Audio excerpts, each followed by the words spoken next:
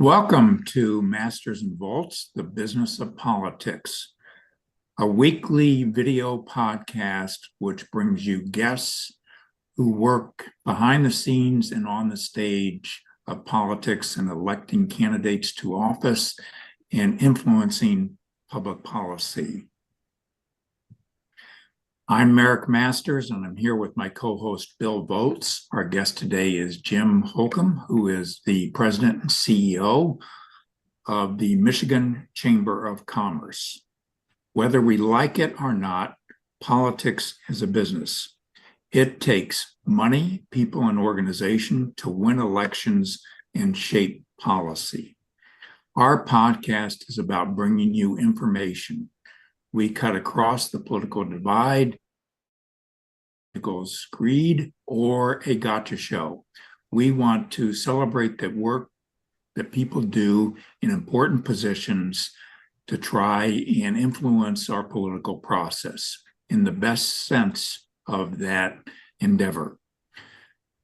With that being said, I'll turn things over to Bill, who will introduce Jim a little bit more formally, and then we'll have a conversation about his journey to the position that he holds now and also the role his organization and he plays in trying to participate in the business of politics.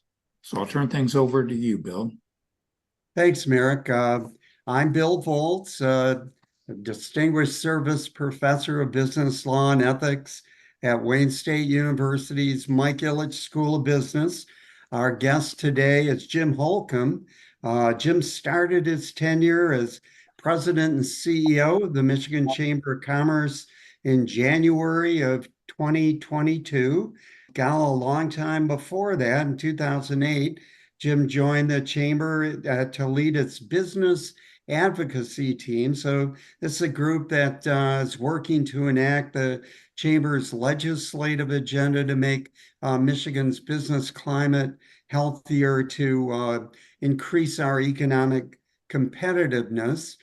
Jim was promoted to be executive vice president and general counsel, and among his responsibilities with that promotion were to lead the Michigan Chamber's Litigation Center. So as you might imagine, this nonprofit organization is center stage in bringing forth those same initiatives to increase Michigan's economic competitiveness in both the state and the federal courts. Jim's very much a factor in the chamber, consistently getting top honors as a most effective association in Michigan's Capital Insiders. Jim's worked around Lansing for 33 years. He's a lawyer, a very distinguished career as a former legislative staffer, worked in senior positions both in the Michigan House of Representatives and in the Michigan Senate. He has practiced law in a major private law firm, also done public service in a number of settings, and served as chief of staff for Representative Craig DeRoche during his tenure as Speaker of the House and Minority Leader. Jim's educational background: bachelor's degree from Central Michigan, a law degree from Thomas Cooley School of Law, an MBA from the University of Michigan. Welcome, Jim. Thanks for having me. The first question to put you on the spot here, I'd love for you to share with our viewers a sense of the political journey that has brought you to be the CEO of the Michigan Chamber. And if you would, maybe a shout out to the people and maybe the responsibilities, the experiences that got you there. Great. Thank you. Again, thank you for having me. Appreciate the podcast you're doing, and I love these conversations. I've been looking forward to it. My journey, like a lot of people, a little bit of luck, some hard work, and just fortuitous circumstances. I started out in 1991. I was in Ohio. I was going to law school, and I'm looking around the room, and I'm like, oh my gosh, there are a lot of smart people here. I went to law school. I just wanted to learn how to think differently. I never envisioned being in a courtroom. I never envisioned being a litigator, doing anything of that, but I love the Constitution. I like the study of law, and I thought it'd be a good place to be learning to figure out what I wanted to do, because my undergrad degree was in broadcasting. I thought I was going to be the next Ernie Harwell.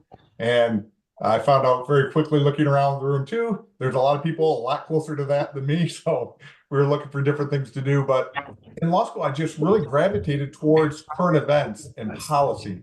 I really enjoyed my legislative classes. I liked the Constitution classes. And so after my first year of law school, I did an unpaid internship in the state capitol and the state House of Representatives. And I did everything from compiling survey responses to constituent work to lower level legislative work. And it really just lit a fire in me. I worked for a gentleman, Dave Robertson, who's currently the clerk of Grand Blanc Charter Township. He was a state representative back in '92. And I got a lot of great experience. My first mentor is still a person who is a staffer today, Steve Daunt, who's a policy staffer in the state house.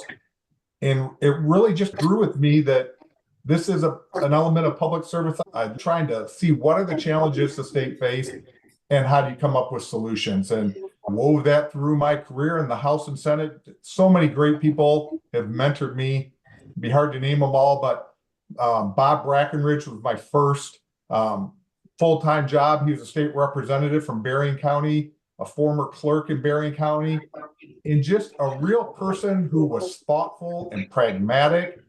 And sometimes I would get frustrated with him as a staffer. I'm like, Bob, we can win this issue if you just jam here and push here and this amendment. And he really counseled me. It's not winning and losing. He said, sure, we want to get everything that we want, but that's not practical. How are we going to make Michigan better? And you make Michigan better by being collaborative and cooperative. It doesn't mean you have to compromise your principles. You don't have to give in and be a doormat for other more political people to walk over you.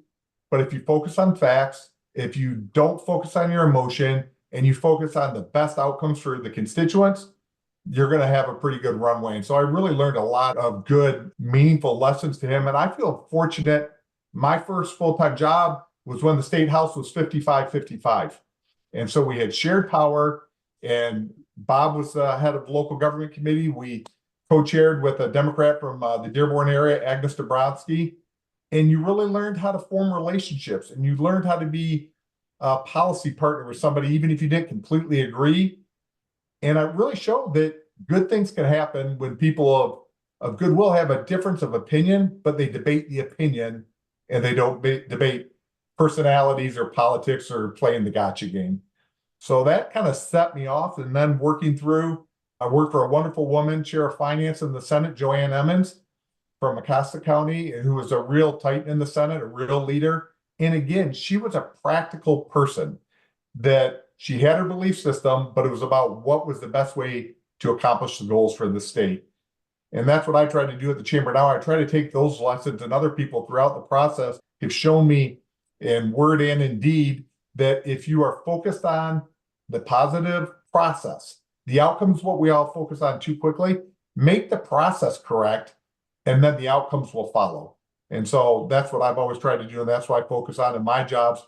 I try to make sure we construct a process that has integrity, that's fair, that leads to meaningful debate.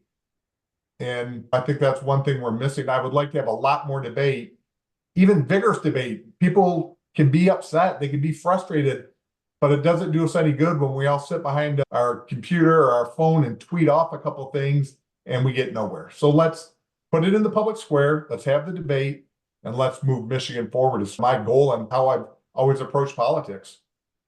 Very much appreciate that, Jim.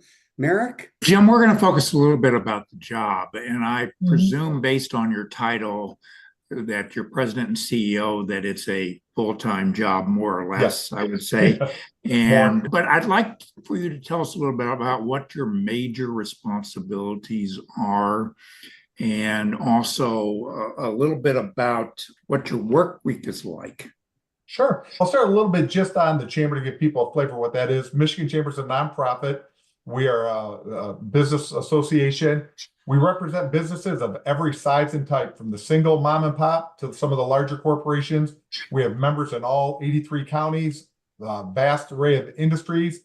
And our main goal at the chamber is to help our members solve problems and help them be successful. Our belief system is, if you have a strong business community, you have a strong general community because you have good jobs and people can make a good living. When you have a strong community, you have a stronger county. Stronger counties all make up a stronger state. And I don't think it's naive to think that if we have a stronger Michigan, we're going to have a stronger country. And when the country is strong, then the world is in a better place. So we try to do our little part to just help our business members solve their problems and prosper. And that's our main focus. We're always going to be member driven. We are policy focused. We're a strong advocacy organization. We have a foundation that does education and programming and seminars. Advocacy is our stock and trade, dealing with elected leaders in the legislature, the governor, and departments to really making sure the voice of Michigan's business is heard. And we focus, like I said previously, on the facts and data. We don't play personality politics. If I have a disagreement with somebody, I try to do it behind closed doors, and I try to always praise in public. And we try to really urge people to be collaborative in the process and to try to move forward and have these good, strong, vigorous policy debates, because we have to shape a business climate in Michigan that's going to make Michigan economically competitive and build a vibrant, more competitive state for everyone. Let me ask you along those lines, is the chamber more involved in the lobbying, if you will, side or influencing public policy, or does it also get involved in electoral politics, helping candidates get elected to office? Very active in both. The lobbying side, we have 5 full-time lobbyists. We're in the Capitol. We're dealing with members. We're trying to bring solutions. And that's one thing I hope that some of the people to your podcast will come to realize. Lobbyists shouldn't be treated like a 4-letter word. Lobbyists are essential to the process when done properly. We all have a lobbyist pretty much somewhere in our life, whether you're join a group, whether you're an educator with the MEA, maybe your church is belonging to different organizations. We all have somebody advocating for us. We are all at the Capitol every day. But lobbyists, I think we can embrace that they're solution-oriented people and they're bringing a solution to the table, that would be a good thing. But we have 5 people doing it full-time every day. But also on the electoral side, we are a nonpartisan organization, but we do endorse candidates, and we endorse candidates of both parties. And what we focus on we do an extensive questionnaire, we do personal interviews, and we look for the people who are going to support our members' agenda to make Michigan more economically competitive. And we help them with resources as well as our own campaign activity of running campaign ads as well. We also get involved in Supreme Court races, which I think is something that I hope the general public really takes a look at, because those are important races. No matter what side of the aisle you're on, you can win or lose a battle in the legislature and lose it in the courts if judges are really respecting the separation of powers. And that's what we try to focus on, is supporting rule of law candidates that call the balls and strikes in the court. Don't rewrite it to your personal perception. The legislature and the governor are elected to do that work, and we try to find candidates who would uphold that separation of powers, so we can all just work in a process. Again, if we have a good process, you may not like every outcome, but you can trust every outcome, and then we can move forward together as a state. If you had to divide your time between the two, the electoral side and the lobbying side, and I agree wholeheartedly with what you said, lobbying's a dirty word. Yeah. I remember a former member of Congress once told an audience, he said he's met liaisons and public affairs specialists and never met an officially titled lobbyist, but it's a noble profession. Yeah, government relations professionals, I think is what we're using that's now. right. But how much time, what's the balance of your time between those two sets of activities? A lot of time it's cyclical, depending whether we're in election season or not. Right now, I spend a good amount of time meeting with candidates, going through questionnaires, working with our team. And we have a PAC board. None of the decisions made at the Michigan Chamber for endorsements are made by staff. We are member driven. We have an active PAC board who also helps conduct the interviews. So when the decision's made, it's their vote. It's not that of the staff. Right now, I'm probably about a good 25% of my time political activity, whether that's fundraising, whether that's educating the public, whether that's meeting with candidates, whether it's brainstorming, how does the chamber become more effective? But I would probably categorize it in that. Probably another 30% of the time is in advocacy. We do have full-time lobbyists, and we have Wendy Block, who's our chief lobbyist, but I'm coordinating with her and with our team and working through issues. But a lot of my time is spent just on the the running the business of the chamber, helping to run our foundation, making sure we're fiscally sound, and making sure that all of our processes are being followed. We have between on any given month, between 35 and 42 staff members. So we're full-time staff. And so I have the general business operations side of that as well that I need to pay attention to. One of the things I'd ask you to like to comment about before I turn things over to Bill again is I have a lot of appreciation for people who are involved with member-based organizations because they have to listen to their members. And you don't have I would imagine it's fair to say you don't have a homogeneous group of members that think alike on all issues. When you conduct your business, who's your ultimate boss and how do you manage that balancing of different views? Yeah, for me personally, my ultimate boss is our board of directors. And specifically, I would probably even take it down a level lower or higher, whichever way you're thinking about it, to our executive committee, which is a subset of our board. They manage me, they review me, they determine my compensation. I meet with them before our board meetings. They really get into the nuts and bolts, our audit committee and things of that nature. But in general terms, our board of directors is my boss, and that's who I work with. But you're right, we are not homogeneous. We have a lot of divergent viewpoints, whether it's by industry, by geography, political affiliation.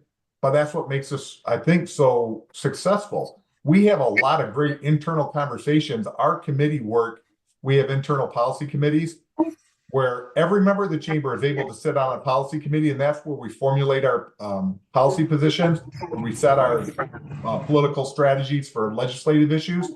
And it's a very rote conversation that happens, again, from if you look at our tax committee, you'll have a single person mom and pop, you'll have tax professionals, CPA professionals, corporate liaisons, CEOs of companies, and they come in there and they talk it out. And more often than not, because we are open and honest, we come to a very good solution-based approach. Sometimes there are some pretty good knockdown, drag-out conversations, but it's always productive. It's never personal, and it's always about the ultimate goal. How do we make Michigan more economically competitive so we grow our population, so we have the jobs to attract the businesses we all want here in Michigan?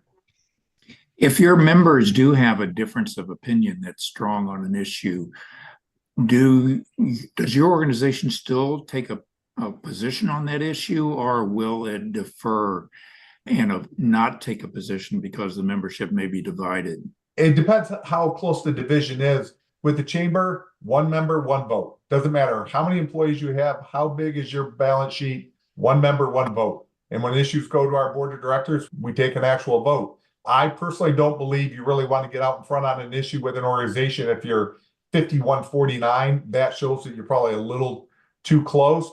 But when you have, usually whenever something finally gets to the board, it's been so thoroughly vetted at the committee level, there is a strong recommendation by a vast majority of the members to go forward in that direction. Thank you. And I'll turn things over to you, Bill. Jim, the theme I picked up here is your commitment to process, Yes. and openness, an exchange, hearing all viewpoints. We've been CEO and president of the chamber now for more than 2.5 years. Yep. Have there been central challenges? Have there been, maybe obstacles is the wrong word, but have there been things that have really taken, and I don't want to say inordinate, but a substantial amount of your time that you see as a center stage challenge to your role? I see we have a couple of challenges and obstacles, but I wouldn't say they're internal, they're more external. And I think they're more societal. At a time, we certainly are a closely divided country, partisanship wise, but also in so many respects, people get so quick to anger, they shut down, we aren't good listeners. And when we need people to engage more in a process, people are disengaging. If you look at any of the membership organizations, if you look at religious affiliations, if you look at any group, your local PTA, less people are engaging than ever before. And so a lot of my message that I speak to groups around the state, whether they're businesses or not, are please engage. I don't care if you're liberal, conservative, what your belief system, get involved in the discussion, because that's what's going to make it better for everyone. And I think that's our biggest problem right now is just making sure people get engaged, because you have so many people with great insight, but it's not being heard. And when you don't hear it, it's just a wasted asset. Maybe a flip side of that. How about success stories? I mean, if during the last, almost 3 years now, what do you see as a success story for which you take real pride? Where have you made that substantial step forward? I think where I take a lot of pride, especially coming through the pandemic, we offered a lot of resources. Whether you were a member or not, we were committed to the state, and there was so much complexity around the different governmental orders or mandates or guidelines and how to operate properly and within the bounds of what was being directed.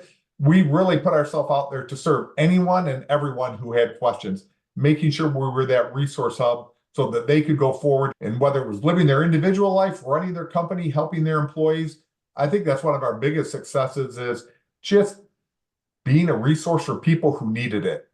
And I also think it's one of the biggest things as a state. I think it brought us a little closer. We see a lot of people who they want to be more collaborative. And I've talked about engagement previously. We haven't got them to take that next step. But when you have those private conversations and those one-off sidebars with people, I think we're becoming more and more coalesced around the belief that we truly are stronger together. And we just have to be willing now to get in the room together and march along that same path. Can I follow up on the metaphor is get them in the room together? How are you making that effective communication campaign work? What are the vehicles? What are the methods to get that wider group involved? Yeah, for me personally, I've been speaking a lot around the state, and I've been talking a lot about engagement and civility. And that's one of my passions, is public policy. And I'm such a believer, as we talked earlier, in a strong process. Civility, I think people get a little confused. Civility doesn't mean you have to completely agree with whatever the other person says. Civility means, how are we going to discuss this together, and what's going to be the parameters, the framework that we can be productive. And I'm trying to get people to put down their phones and pick up and make an appointment and go see somebody, talk face to face. If you're an employer, have a conversation with your employee. It just breaks my heart. We all hear the stories every day. How many families have been torn apart? How many friendships have been lost? How many things have been destroyed in relationships because we're allowing politics to be divisive and tear us apart? And so I'm talking a lot about that and trying to make sure, whether it's in a personal talk that I give, doing podcasts like this, I do a lot of writing, a lot of op-ed, trying to be a thought leader, putting it out there, and hopefully other people pick it up and run with it. I talk to my staff. It's not about anybody ever getting credits, that pebble in the pond theory for me. Drop it in and you get those circles just going out farther and farther. And if we start that now, hopefully every cycle and every year gets a little better. Back to you, Merrick. I want to focus a little bit about some of your general views about politics in the state and nationally. And I'd like to ask, when you look at this election year, 2024, and I agree with what you said about our politics today. It's so polarized, it's difficult to have conversations, and you can see the breakdown in communications within families and also across societal lines that is very discouraging, if you will. And I certainly commend your call for civility and people trying to work across the aisle to have vigorous discussions about issues, but to put the personalities aside and let's not make this a game of trying to attack the other side personally. That doesn't, I think, lend itself to any progress as a society. But in terms of where you as an organization look at 2024, how do you think your position in terms of electing the kind of candidates that you would like to see in office to further your public policy positions? I think we're in a strong position. We had a robust process earlier, as I said, interviewing candidates, talking to them. In addition, if you're already an elected member of the legislature in Michigan, we do a scorecard that we put out to everybody, and we take key votes that are important to our members and that line up with our legislative priorities when we started the year or started the session. And we just put out publicly, the Michigan Chamber wanted a yes vote on this or a no vote on that amendment. and we don't put editorializing to it. We just put it out there and people can draw their own conclusions. And our endorsements come if you have 75% more voting record with the chamber, you're an automatic endorsement. And so it doesn't matter. And we endorse several Democrats and Republicans. It doesn't matter your political affiliation. It matters, are you committed to our goals in moving Michigan forward? So I think it positions us well going into November this year that we're advocating for the right people who we believe will be champions of free enterprise, who will be practical problem solvers, who will be committed to bettering the state. What happens on election day, I think, is always up in the air. There's so much money in the process now, and we talked about people losing relationships. One of my biggest frustrations is a lot of times those arguments happen based on unvalidated information that has no bearing on reality or fact. And it's hard to tell right now when people are getting their so much information off of social media or some of even the traditional mainstream media. There's no trust in it. And back to the conversation we had earlier, that's part of the process to me too. I never want government to be in there saying this is right or this is wrong or only trust this source or that source. I'm about transparency and principle and just let everything be out there and be known. That's why transparency and campaign finance. If you want to give money, great. Just put it out there and then people can draw their conclusions, whether that has influenced somebody improperly or not. And I don't know how to get there yet. I haven't solved that problem of how we validate information without it being too intrusive or getting too much into semantics where people can distort it. And it really does just shut down more of the flow of information. That's really a critical issue going forward because there's so much information out there that is contradictory about the same issue. People go to the same event and have two diametrically opposed views. They look at the same issue, the same set of facts, and it's hard to get consensus when we're polarized ideologically. But there's going to be a lot of debate and discussion over the presidential race, the congressional race, and the state and legislature race. Yep. Where is your focus as the Michigan Chamber of Commerce at these three levels, or is it equally distributed across them? No, it's not equally distributed. When we start with this too, we have a two-part test when we're talking about endorsements or our involvement. Is there a clear difference between the candidates, and can we make a clear difference? You have to be yes to both of those questions before we even decide how active we will be. We do not get active in presidential politics. Just frankly, we don't have the resources to try to make a difference there. And we're more focused on the state level. We are focused on congressional races. We make endorsements. We do support there. Our bread and butter, though, is the state legislature. And that's where we're dealing with those folks day in, day out. Our members are comfortable engaging in those races. It impacts us. We can go into communities across the state and have a real meaningful impact.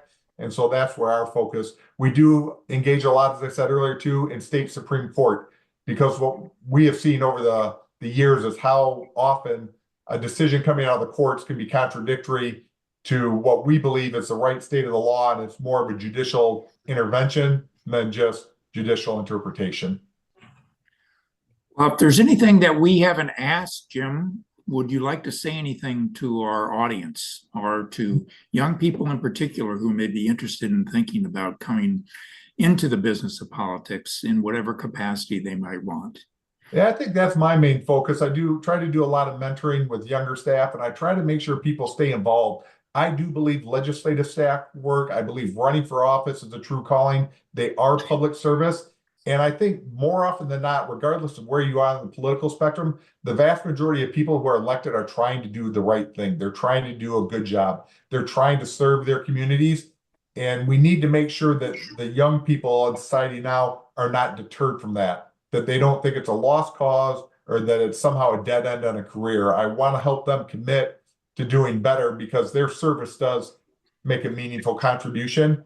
And their generation has a much different view from mine or anyone else's. And so we need to make sure we have that whole mosaic in our fabric of all the different opinions coming together. I would just encourage them to stay involved, get interested, and most importantly, be engaged. Whoever that is with, wherever you feel comfortable, engage and try to make the process better by having your voice heard. Thank you so much for appearing today. It's been very informative. And Bill, I'll turn things over to you for your last word.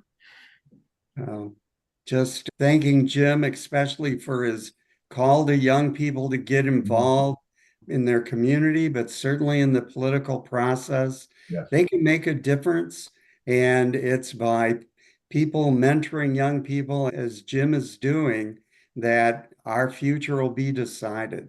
So thank you, Jim, and very much enjoyed being with you. Great. Thank Thank you. I you. appreciate it. Thank you very much and have a good day.